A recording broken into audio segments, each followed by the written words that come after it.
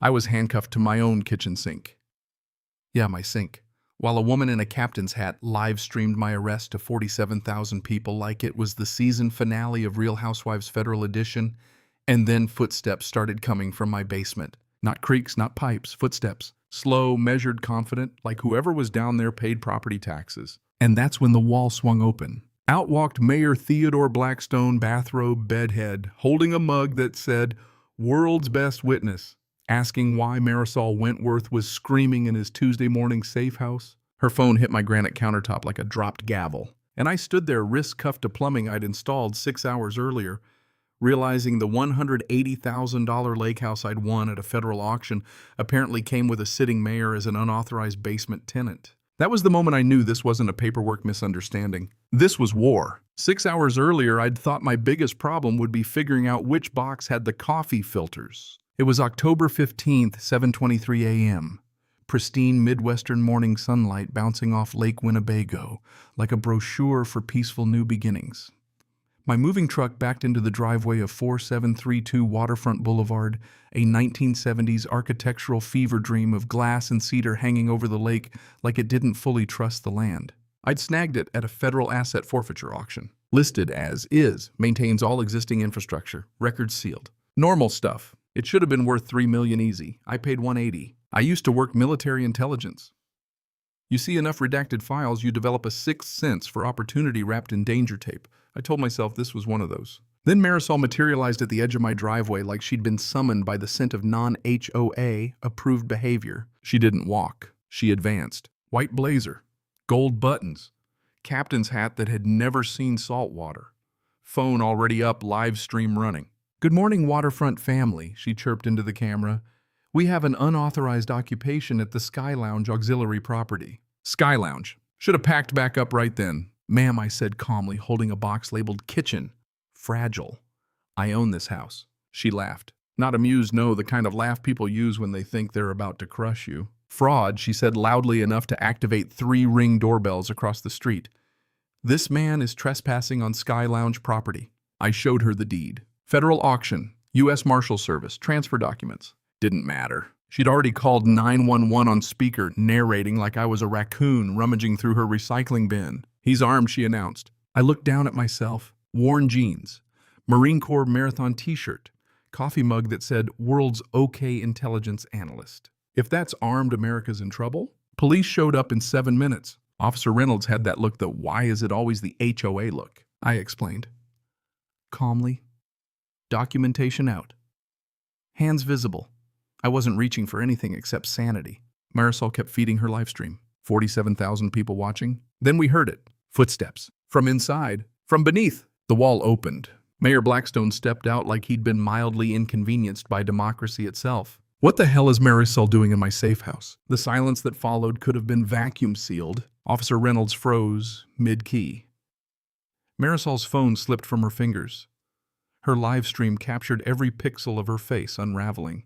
And then came the twist nobody ordered. A woman's voice floated up from the hidden stairs. Calm, controlled. Angela Hartwell, federal prosecutor. The same prosecutor who'd put away Victor Kozlov, the crime boss whose name had been redacted all over my auction paperwork. She stepped into my kitchen sunlight like she owned gravity. And when Marisol saw her, that's when fear replaced arrogance. Turns out, my house wasn't just seized property.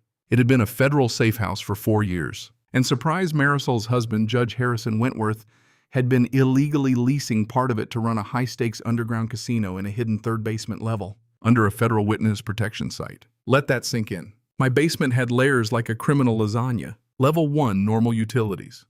Level 2, federal witness bunker. Level 3, illegal casino with roulette tables and $2 million in chips. And Marisol had just live-streamed herself admitting to using it to 47,000 people. That was Act 1. Now comes the counterpunch. Because here's the part I didn't see coming. The FBI walked in. Special Agent David Park. Turns out my purchase wasn't exactly random. They'd let the auction go through. My background. Military intelligence, clean record, security clearance intact, made me the perfect unwitting catalyst. Translation. I was bait. Not intentional bait, but useful bait. My legitimate ownership forced the criminals into the open. Marisol couldn't resist flexing power. She showed up. She incriminated herself. She exposed the operation.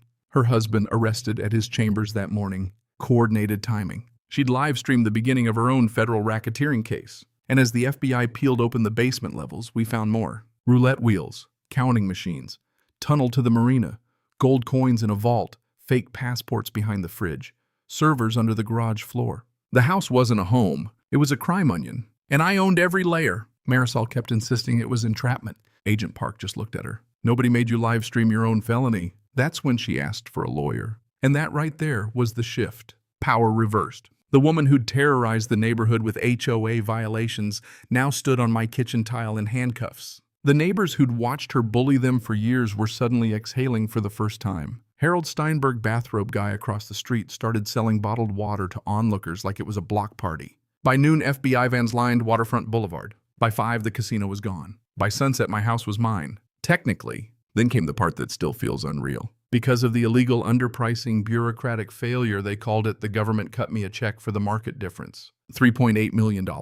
For buying chaos. I kept the house. Of course I did. You don't walk away from a lake view in a story like that. Over the next month, 17 neighbors were arrested. The Sky Lounge was demolished.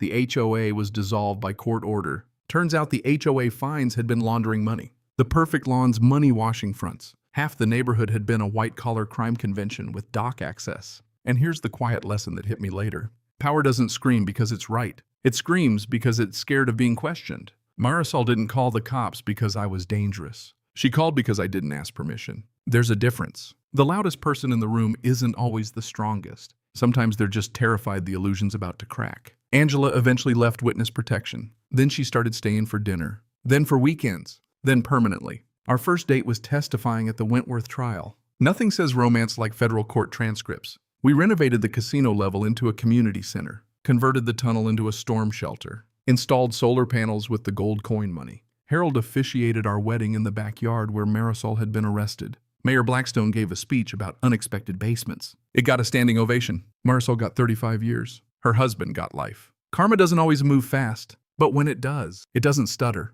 These days, we give tours once a month. People pay $50 to see where a mayor emerged from a wall in a bathrobe.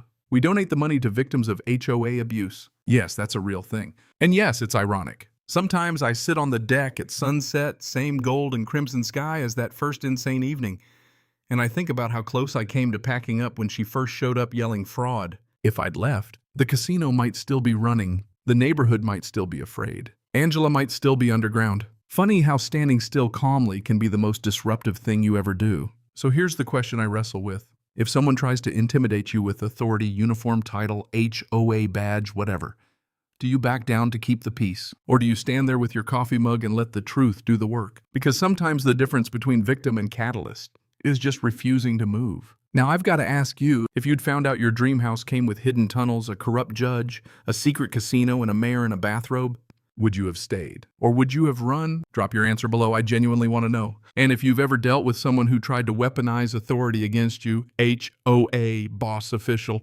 whoever, tell me your story. Let's talk about where the line is between power and abuse of it. Just remember, if you ever buy a lake house at a suspiciously low federal auction price, check the basement first, and maybe keep extra coffee ready. You never know who might already be living downstairs.